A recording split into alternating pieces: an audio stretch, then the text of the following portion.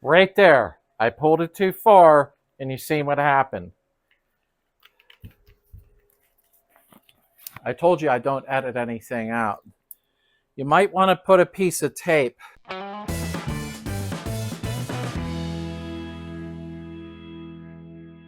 Welcome back to the community, everybody, and thank you all for being part of it. So today, is your Volkswagen air-cooled motor giving you trouble? Sputtering, hesitation, stalling, idle problems. We're going to go over that. This is very, very important, and a lot of people neglect this, or maybe they just don't know any better. Let's get on it. Here is something that I need to ask you. Do you have your new copy of VW Trends magazine? Go down in the description and subscribe so we do not lose this magazine again.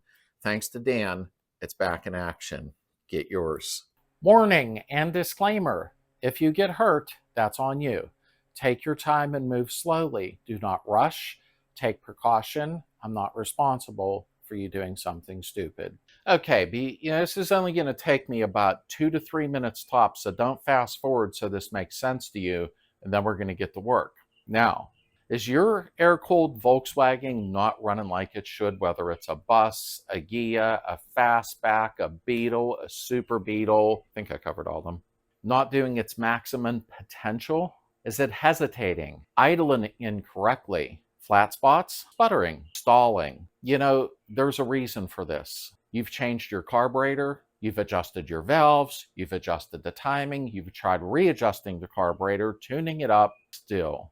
It's frustrating, I know it is. But let me explain what could be going on with you, and this should be done regardless. So this is a very good video to watch. When gasoline is cold, it loses the ability to vaporize and mix properly with the air.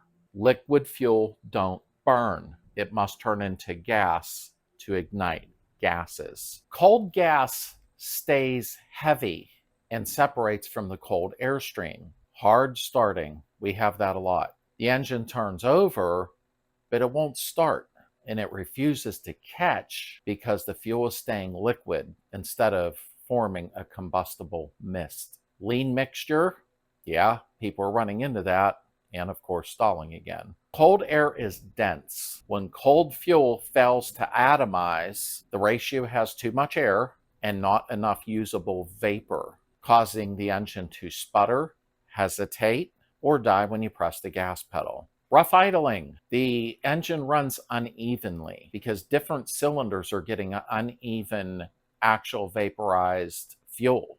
That's why you're going to check your heat risers. If it doesn't have proper airflow end to end, and we're going to go over a couple of tips and tricks with that too and show you how to do this properly, it's not going to warm up the neck to the manifold, which causes an icing effect on your carburetor. And I don't care what the temperature is outside, that's irrelevant. And I know you say, but I don't drive in the cold weather. It's for year round, not just winter. Sometimes you feel like you're chasing a ghost, and this could absolutely be your issue. Clogged heat riser tubes in a single mounted carburetor on a Volkswagen can cause icing issues. I don't care if it's 70 degrees out, if it has high humidity, that is going to cause an issue. I've ran into it before. And before you think you could buy one of these fancy little electric blankets that go around the neck here, they don't work. I've had 3 or 4 different people try them. They're crap. Don't waste your money. Fix it for free. What is actual carburetor icing? Not the fun kind of icing that you eat. Frost, condensation, or when hard ice forms on the base and exterior of the carburetor during cool, humid, or even moderate weather shortly after starting. Engine bucking and stalling, the engine runs poorly or misses or stalls. Severe cold weather flat spots. It occurs during cold weather. Severe cold weather flat spot. Although, again, I said this can happen during warm weather. But let's go to the cold weather. Flat spots will occur in cold weather without this carburetor warming up properly. So this is something you want to address. Carburetor icing caused by blocked heat risers that run all the way through here shows up mostly in humid or high moisture areas. Temperatures well above freezing. So this is for everybody, not just the folks that live up north. Unvaporized gas will not burn. Now, your stock air cleaner still has the stock preheat hose that should be on there also. I had to throw that in there. Now, you can tell that these heat risers are blocked whenever you start having an ice formation build up here and on your carburetor, right on the throat. You'll see a little bit of ice forming, like frost in your freezer. And once this gets cold, the gas doesn't atomize properly, and you have a poor running car that you keep blaming. People tend to start blaming their carburetor right away or their fuel pump. However, when these heat risers are blocked, yes, it's going to seem like you have a carburetor issue. Technically do, but it's the heat risers and it's free to fix. Okay, let me get my header set up here, this stuff to clean it out with, and show you how to do it for free. Let's get this done and get your car running great. And you can do it in the car also. So here is your muffler or your header, whatever you have. Now, I'm going to bring you up close in a second and show you something that really matters too. Now, the heat from your heat risers. The exhaust gases come up through and then through your heat risers and then up to the neck of the carburetor. Some of you that bought new mufflers or headers, you may have to drill this out. It's very important. Some of them are not. So you need to drill them out so the heat makes it up through and warms everything up. This tube is separate from this. The aluminum ties them both together, but they are separate. The gases go through here and down here, but the aluminum holds it together and warms everything up. We're going to clean the heat risers out in a second. I'm just trying to go over everything so you know what is going on. See that hole? See that hole? Now, when you get your kit or the one you've already put on, you'll see it comes with those gaskets. They're both the same size hole, and those will go between here and your heat riser. You want to buy the set that has one hole a little smaller, because you're going to want one hole smaller on one side and then the regular opening on the other side. It causes a directional flow. You must have one gasket with the smaller hole. Trust me, that is very important. It will cause a directional flow with one size smaller on one gasket, the center hole, and the other side normal. So let's go ahead and show you how to clean out the heat risers. You can do this in the car by simply removing your muffler and then reaching up under the apron and doing what I'm going to do. But this is much better for filming purposes. Two things you're going to need. One, a good quality dust mask. Trust me, you need one, or wear your respirator. You must have one. Number two, a clutch cable. Now you can use an old, used, crappy, rusty, destroyed clutch cable. I'm going to sacrifice my new one for the video. I'll just buy another one. I didn't have an old one on hand. So I'm going to show you where to cut it, what to do, and get this done. So what you're going to do is take your old clutch cable, not a new one like I just did, and you're going to cut a section that will fit about 44, 45 inches. You want it to go all the way through and out the other side. You're going to have some shorter sections that will make it through halfway, so you could start cleaning it out. So we're going to start with that. And what I'm going to do, I'm going to hook the cables up to my drill. I'm going to speed up a lot of it so you don't get bored. We're going to use the air gun, and you're going to see everything that goes on and the difference it'll make. So let me get the intake set up. Trust me, a lot of you need to do this. And like I said, you don't have to do it off the car. You can do this with it on the car. You just need to remove your muffler. Not a big deal. Let me open this quite a bit here. There we go. Just need to crank it a little, tighten the vise, and we're on it. Here is the end of the cable. So you can see the way it twists. Do not make, here, I'll get you up close.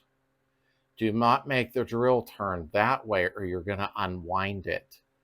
You could see the way it's going this way, then you want to turn it that way so it stays wound tight. Now remember, put your mask on. I can't because I'm filming and talking, but I will be putting it on shortly. The first way to test it is to take some air, put it in here, and then feel if there's air coming out here. Nothing, but it's blowing back out of here. Let me show you something. I don't want you to think I'm lying to you, which I would not do. We'll put a piece of paper here. But it's not circulating the whole way through. It's clogged. Now I got my short piece on here. We're going to start running it up through here is what we're going to do. Safety glasses, mask. There's a reason I'm going on and on about the mask. There is leaded carbon in here. Here's something for you that's about 15 seconds long from my video from years ago. Oh, a little bit more. Whoop. Yeah, that wasn't smart. I inhaled all that into my lung. Kind of concerns me.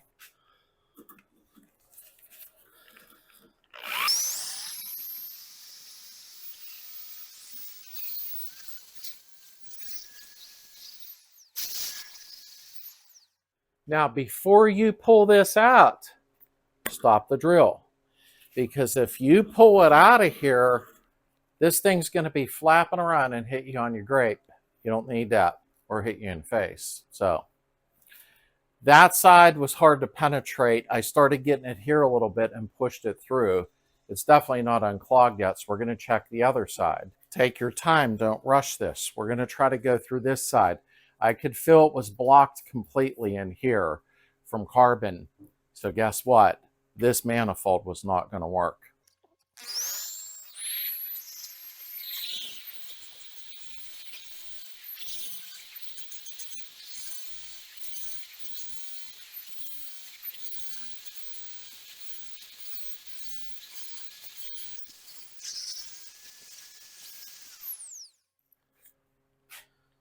Okay, this one's definitely being a little more stubborn.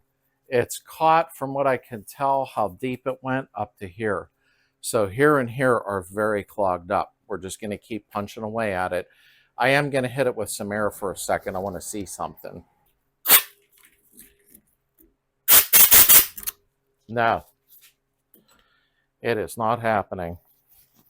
All right, let's run it through again. I'm going to bend this a little bit. I'm going to bend the end a little bit to give it a sweeping motion. Just like that. That way it'll sweep around in there. So let's give this a try. Whoop. That didn't work well.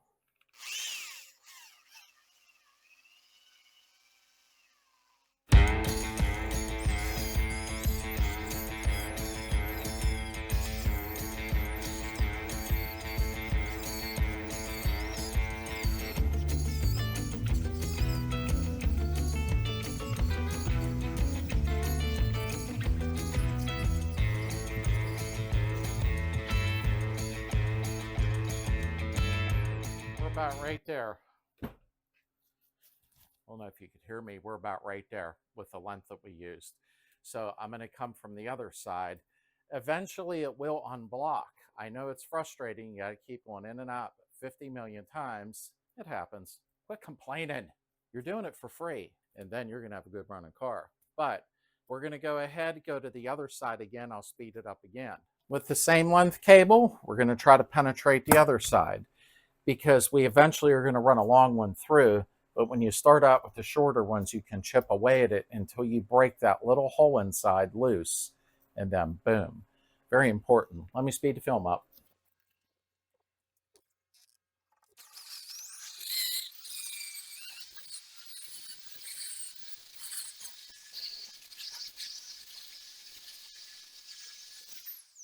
Okay, I put the longer one on. We're going to try to get that through. I hope a piece of this didn't break off because it seems weird. It wasn't that small. Now this can get tricky when it's this long.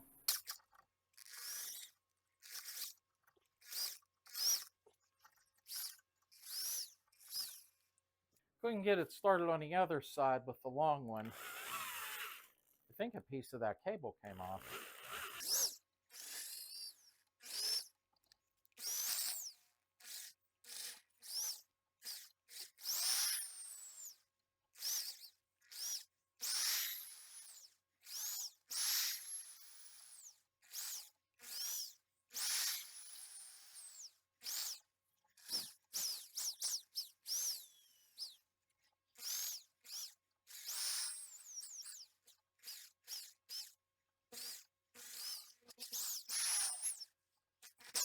This one is seriously clogged. Whatever car this came off of, it was not running right at all. Let me go through this way again with the shorter one. I think we have a blockage up in here. Okay, I'm going to send a shorter one through. Frayed a little bit on the end.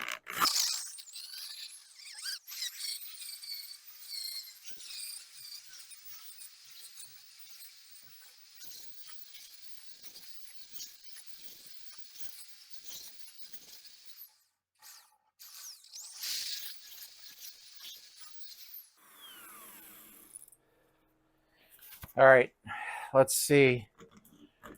Yeah, we were going through it about here. So it's opening it up. I'll keep speeding the film up, and you're going to see when I go to blow this out what happens.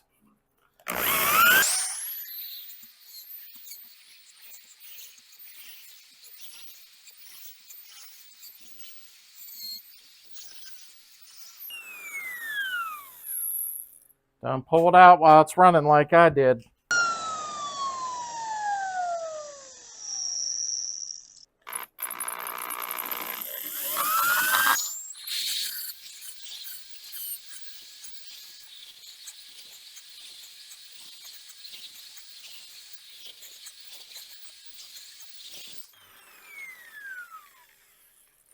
Right there, I pulled it too far, and you see what happened. I told you I don't edit anything out.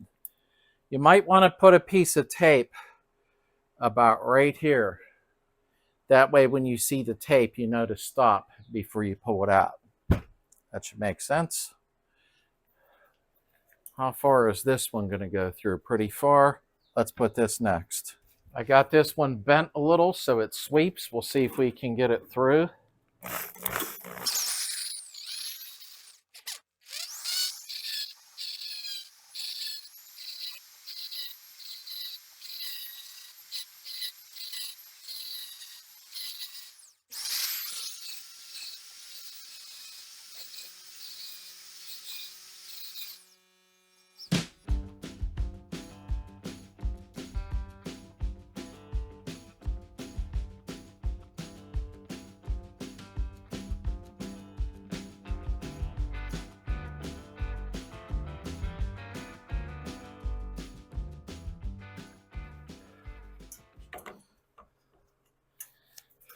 This one is a stubborn one. I've had a lot of tough ones, but I'm glad this happened on video. I really mean that. Looks like we broke through to about here. Going to go to the other end now. I'm going to just keep speeding it up, and then we're going to go over stuff and show you what went on.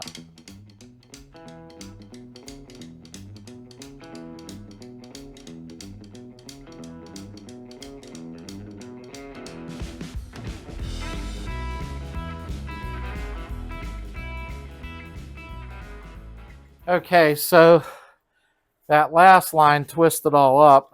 Let me pull my mask down. It twisted up really bad. It got hung up inside. It happens. This is more of a stubborn one that I ever dealt with. I want to see if anything blows out. Just trying to get my mask on. Oh, here we come. See that? Wow. Wait a second. Put a rag around this side.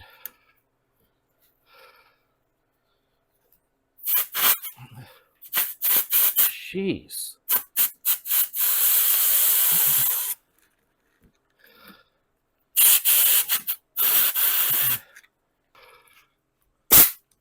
Whoop. Can you see? Look at that. I hope you can see. Sorry. Let me turn the fan up. Can you believe that? I know you can't see, can you? I'm trying.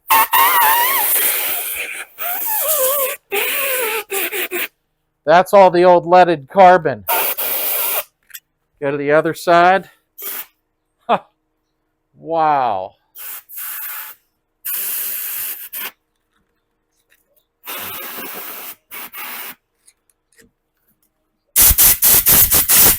Still clogged up.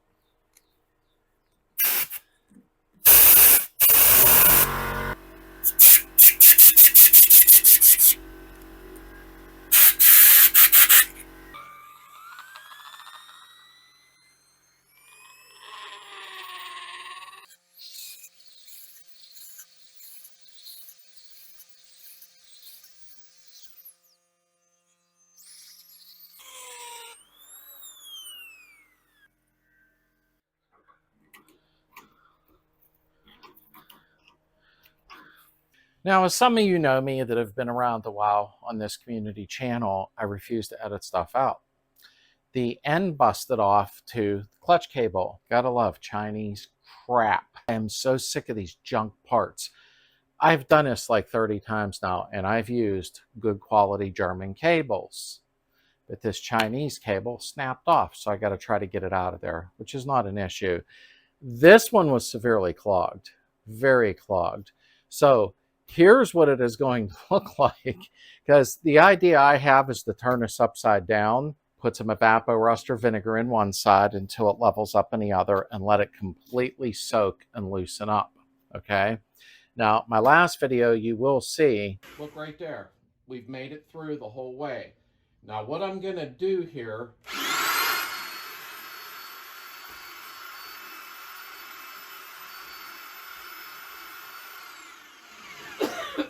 should be wearing a dust mask. What I'm going to do is bend this slightly because you want it to scrape the sides all the way through. So I'm going to give it a little bend, a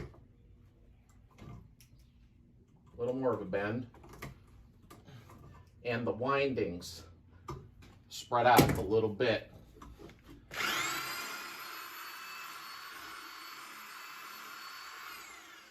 See how that's fluctuating around? That's what you want towards the end, because it's scraping all them walls. This is so important to do, trust me.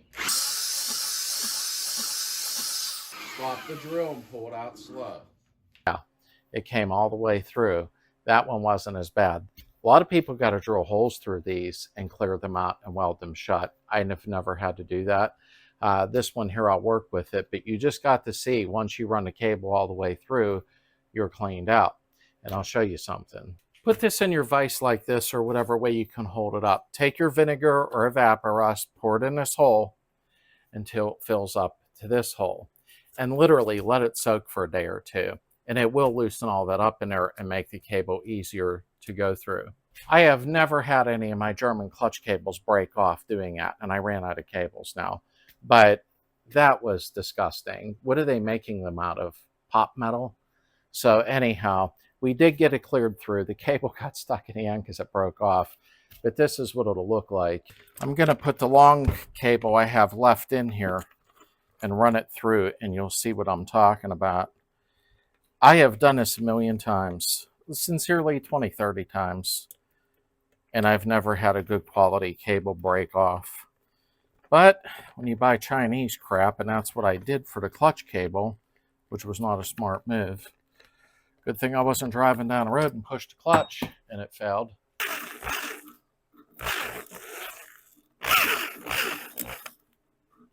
Stuck on my glove.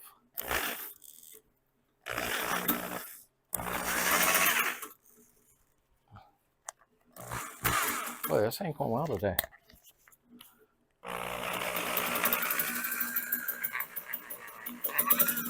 All right, see that there?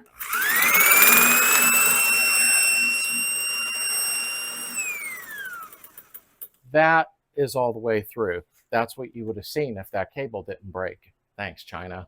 But point being, you want it to go all the way through. Once you do that, you can take this here. I'm going to bend this slightly to give it a sweeping motion going back through.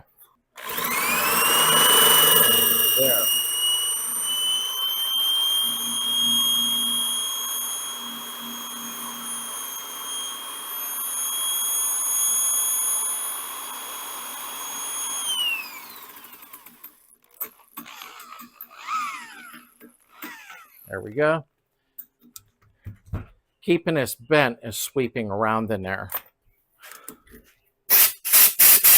Still had a bunch in there. Okay, but it's clear. I guess I was overdue for what they call them, fail video. Although we didn't fail, the cable failed. But that's what you're doing. You're clearing that lower tube out, your heat risers, and it will make a world of difference on the way your vehicle runs. Because truthfully, if you don't, you're never going to get it to run right. Now remember, you can do this on your car. You just got to remove your muffler. I know that's not entirely fun to do, but it's probably easier than taking the intake manifold completely off. But once you get that wire run all the way through here, make sure to bend the end when it's sticking out over here like I did, and it gives a sweeping motion going back through. After you keep doing that and blowing it out with your mask on, you're going to have a clean intake. It's going to heat up the manifold. It's going to warm up the carburetor even in the summer, and you're going to have a great running air-cooled motor. Whether it's a bus or a Beetle, it don't matter. You need to do this. Trust me, there's a lot of people out there where their cars are stumbling and they don't understand why. This here, don't burn your hands.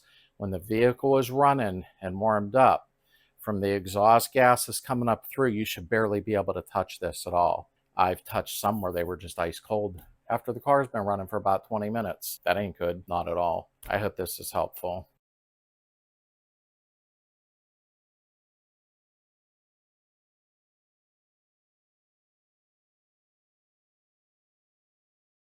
So we had a slight fail thanks to a really piece of junk clutch cable. I'm glad it happened here and not going down the street. I'll get one from Wolfsburg West. But either way, that is how it's done. You need to check this by, getting the temperature of your heat riser tube or touching it. But touching it, watch, because if it is cleared out, you're going to burn your hands. So be careful. It's going to solve a lot of issues because after 40, 50 years of these, there's carbon buildup and they're blocked and your carburetor is not going to function properly. See you Sunday night at 9 p.m. Eastern for our weekly live chat. Everybody have a great upcoming weekend.